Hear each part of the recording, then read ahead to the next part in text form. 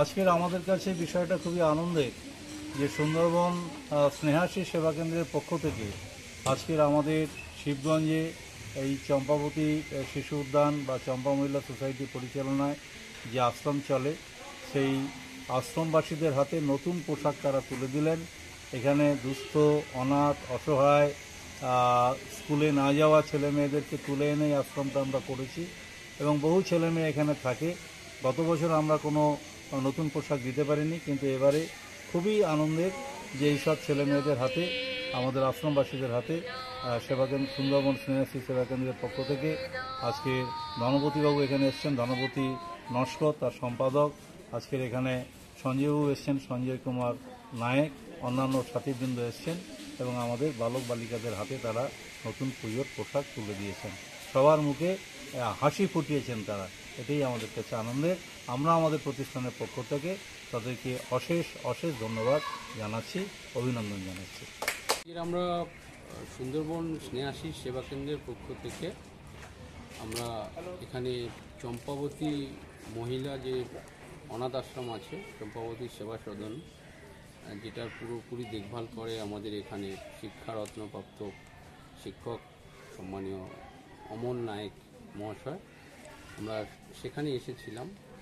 পুজোর আগে এখানে যে সমস্ত অনাথ শিশু, বালক বালিকা যারা এখানে থাকে এই আশ্রমে, সেখানে তাদের হাতে নতুন জামা কাপড় এই পুজোর আগে পুজোর উপহার হিসাবে আমরা সুন্দরবন স্নেহাশিস সেবা কেন্দ্রের পক্ষ থেকে তুলে দিয়েছি।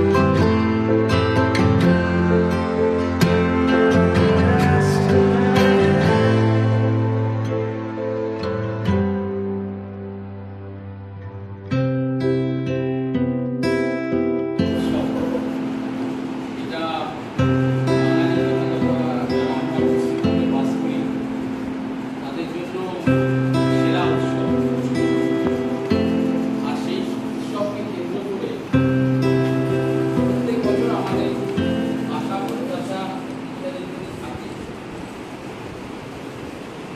আর সেই আশা প্রত্যাশা এবং সেটার জন্য আজকে আমরা সুন্দরবন স্নেহাশিস সেবা কেন্দ্রের পক্ষ থেকে তোমরা যারা কচি কাঁচা যারা আছো, যিনি আমার ডান পাশে আছেন, উনি আমার শ্রদ্ধেয় শিক্ষক, সকলেরই শিক্ষক। আমি ওনার কাছেই আমার শিক্ষা গ্রহণ করেছি। এটা দীর্ঘদিনের এই আশ্রমীতে যারা বিভিন্ন জায়গা থেকে এসে উপস্থিত হয়েছে, আমরা যারা এখানে উপস্থিত হয়েছি, স্যার যেমন এক সেবা, নিজেকে সমাজ সেবা সকলের জন্য নিজেকে নিয়োজিত করেছেন, তেমন সুন্দরবন স্নেহাশিস সেবা কেন্দ্র এটাও একটা ছোট্ট একটি সামাজিক সংগঠন, যারা চেষ্টা করছে মানুষের পাশে থাকার। আমার বাম পাশে আছে সুন্দরবন স্নেহাশিস সেবা কেন্দ্রের সম্পাদক শ্রী গণপতি নস্কর, সেই সঙ্গে আনুষঙ্গিক আমাদের এই সুন্দরবন স্নেহাশিস সেবা কেন্দ্রের যারা শুভাকাঙ্ক্ষী, আমাদের দেবাশিসদা আছে, আমাদের স্বপনদা আছে, আমাদের প্রদীপ গায়েনদা আছে এবং ভাই অর্পণ আছে। বলা বক্তব্যে কিছু নেই। স্যার যে বিশাল পরিধি জুড়ে, সুন্দরবনের একটা বিশাল অংশ জুড়ে বিভিন্ন অসহায়, বিভিন্ন যারা বিভিন্ন ক্ষেত্রে অসহায়তার সঙ্গে তাদের দিন যাপন করছে, তাদের দিন গুজরান করছে, সেই সুন্দরবনের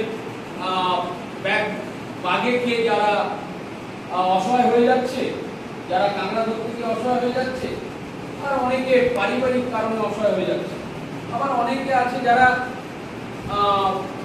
এই শিক্ষা গ্রহণ করার পর, শিক্ষিত হওয়ার পরে, অনেক শিক্ষা লাভ করার পরে তারা তাদের যে উপার্জন সেগুলো না করেও অসহায় হয়ে যাচ্ছে। এখানে যারা আছো সবাই আমাদের ঘরের সন্তান, আমাদের বড় আপনজন, তারা বিভিন্ন কারণে এখানে আছো এবং স্যার মাথার উপর থেকে সবাইকে বিভিন্নভাবে চেষ্টা করতে। স্যার বলছিল যে প্রত্যেক বছর, স্যার খুব দুঃখের সঙ্গেই বলছিল, প্রত্যেক বছর এখানে যারা আশ্রমিকরা আছো